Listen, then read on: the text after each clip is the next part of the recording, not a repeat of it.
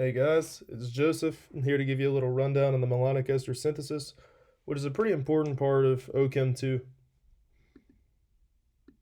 So one of the first questions you might have about the Malonic ester synthesis is what is a malonic ester?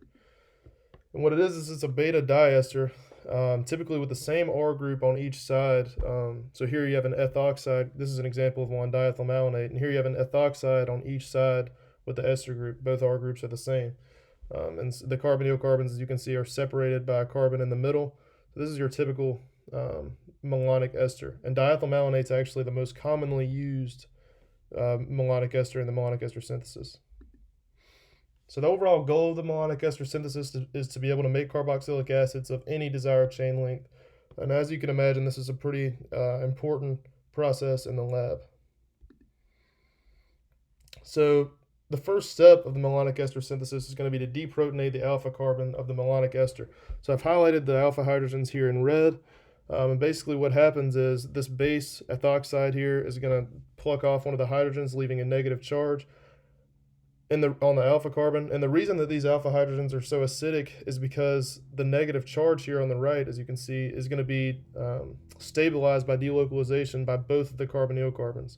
So that's why that alpha carbon's hydrogens are so acidic. And we have to note that we have to use the same R group in our base as the R group of the malonic ester. So here we have ethoxides on each side coming off the carbonyl carbon. So we use ethoxide as our base, so as not to get any unwanted products through tetrahedral intermediates. The next step is going to involve our alkyl halide. So we're going to introduce an alkyl halide with an R group that is going to determine the length of our chain in our carboxylic acid. So what happens is the electrons from the alpha carbon, the negatively charged alpha carbon, are going to come and attack the carbon attached to the bromine of the alkyl halide.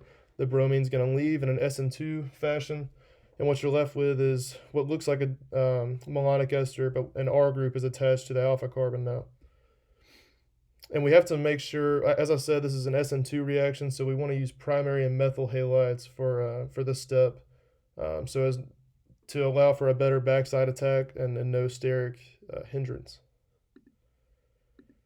So in the final step, we're going to heat what we have in acidic aqueous conditions.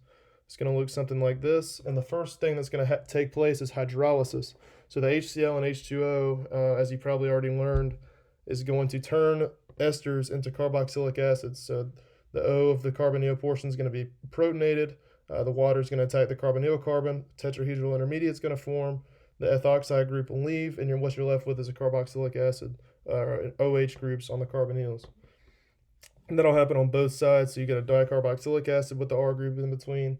But this is a 1,3 dicarboxylic acid, and when 1,3 dicarboxylic acids are heated, you get decarboxylation, which is the removal of CO2. As you can see, this portion on the right here, this carbonyl carbon and carboxylic acid portion, is going to leave as CO2 in the heat. And what you're left with on the other side is a carboxylic acid with the chain length of 1 plus the chain length of R, the R group that was attached to your bromine, plus 1 because the alpha carbon is included in the carboxylic acid. So that's something to keep in mind when you're selecting your alkyl bromide in the second step, is you want to choose one with one less carbon than your desired length of the chain of your carboxylic acid.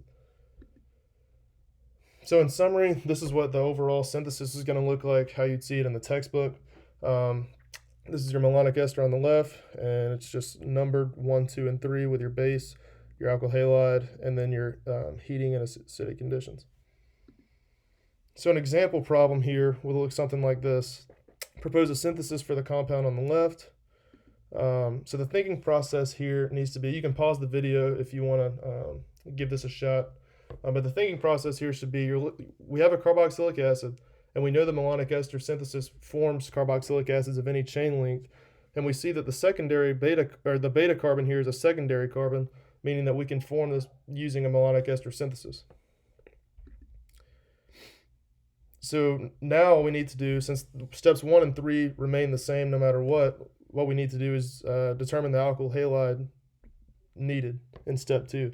And we can do this by kind of envisioning the alpha carbon and the carboxylic acid portion being cut off from the rest of the carboxylic acid here, and replacing it with a Br, and that'll give us the desired alkyl halide needed in the second step. And so here, yeah, this C number 2 here would be exactly what you get if you just put a Br where that dashed red line is. And then the first and third steps are going to be the same. We have diethyl malonate and ethoxide, and then the third step is heating in acidic conditions. So a little bit of a deeper question here to see if you understand the process of the malonic ester and moving. This will kind of help move forward to other topics in OChem 2. So thinking about the inner workings of the malonic ester synthesis, which we know forms a carboxylic acid of any desired chain length, how could one synthesize a ketone of any desired chain length? So think about all the reasons we do the steps in the malonic ester synthesis, and maybe pause the video and give it some thought. So the answer would be, we'd use the same process, but rather than a malonic ester, we'd use an acetoacetic ester, which looks like this. So rather than two esters on each, or one ester on each side, you have one ester on one side and a ketone on the other. So that way, when you decarboxylate at the end, you're left with a ketone and not an ester. But all the rest of the steps stay the same, and an R group is attached to the alpha carbon, giving you a ketone of any desired length. Thank you guys for listening. Hope this helps, and good luck in OChem 2.